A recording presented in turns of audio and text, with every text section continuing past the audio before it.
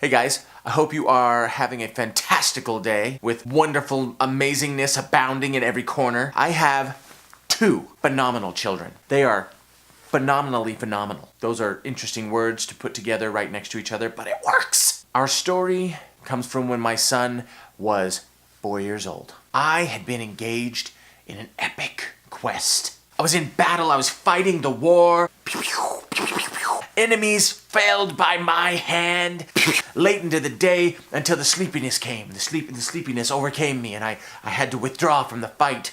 I bid my fellows adieu. We're real life here. We're real life in these videos. I bid my fellows adieu and I retired. Video games. Was that not clear? I begin to secure the perimeter before I turn in for the evening.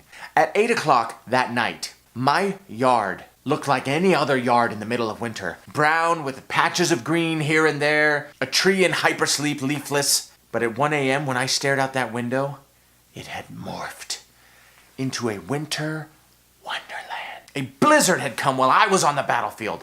And I look out and I realize my son has never seen big snow. He's seen flurries, a flake here and there where, a little bit, tiny snow, not big snow. We're talking inches of snow. I run upstairs and I begin to rouse my son. Except he's not very rousable, especially when he was younger. He's very non-rousable. Is non-rousable a word? I don't think. It was hard to wake him up. I'd get him and I'd be like, wake up, wake up. And he'd be like,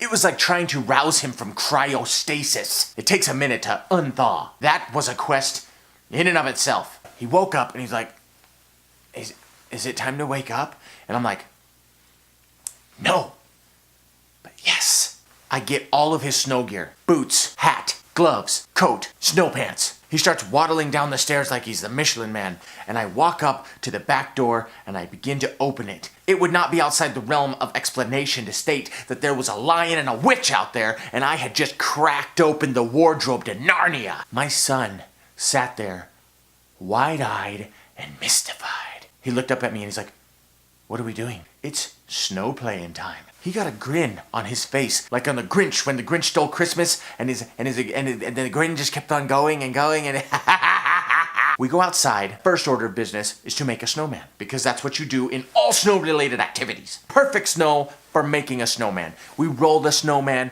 and it is huge. It's ginormous. It was actually like normal-sized snowman, but he's like 4, so it's bigger than him, this gargantuan snowman. He was our sentry snowman. We placed him to stand watch. We named him Cecil, and he watched.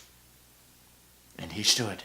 Then we made snow angels. It was like a whole flock of angels. After that, soccer. Who doesn't want to play soccer in the snow? Not me. Have you ever played soccer in 6 inches of snow? The ball doesn't go very far. You have to kick it up, but then you have to trudge through. Have you trudged in snow, 6 inches of snow? That's a lot of work. Nobody wants to. But he loved it. Then he gets this bright idea to have a snowball fight. I had never taught him about snowball fights, but they just know.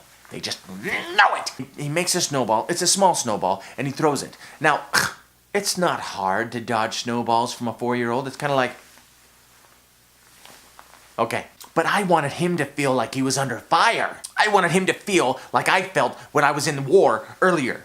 So I would make snowballs, and I would throw them with huge velocity, like I'm intending to penetrate armor. But I'd miss. I didn't want to hit him. So he would throw snowballs at me. I would fire snowballs right back. But I'd throw them far right so that, they'd slam into the fence and make the noise, and he'd be like, ah. But he'd be dodging, like a ninja, like a little tiny ninja, like great for infiltrating small spaces. Huh? And he just, and I'm like throwing it over there. Funnest thing he's ever done. Safety tip for the parents. Maybe aim high. If you throw hard left and he decides to hard dodge, hard stage right, there might be a hard collision.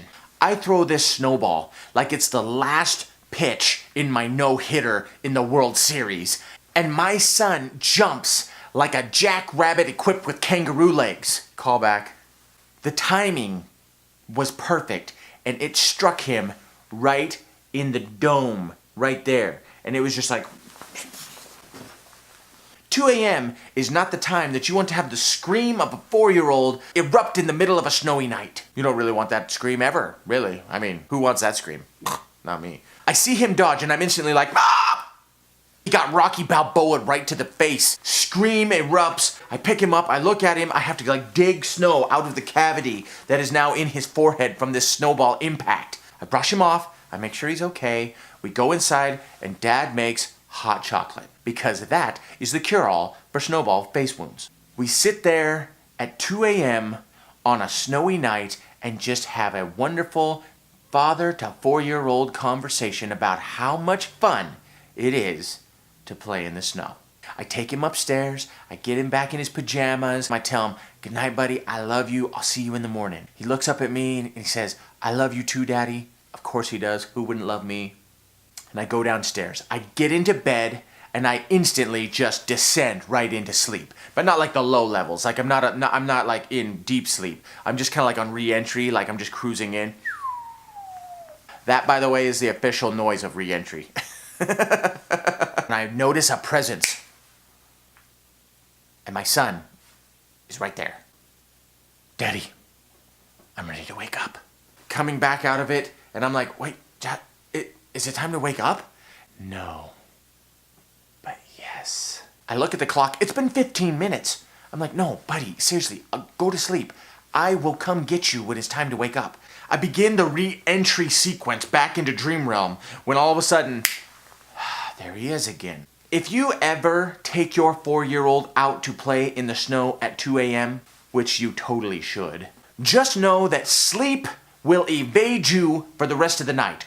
All parties involved will receive zero slumber until tomorrow. If you wake them up at that hour and you inject them with a bunch of adrenaline and endorphins and hot chocolate, there is no sleep for them. Ergo, there is no sleep for you. But go on epic quests with your kids and have a ton of fun. Because if you ask my son right now, 7 years later, what's the one thing you remembered from when you were 4 years old? He will tell you, the night we played in the snow.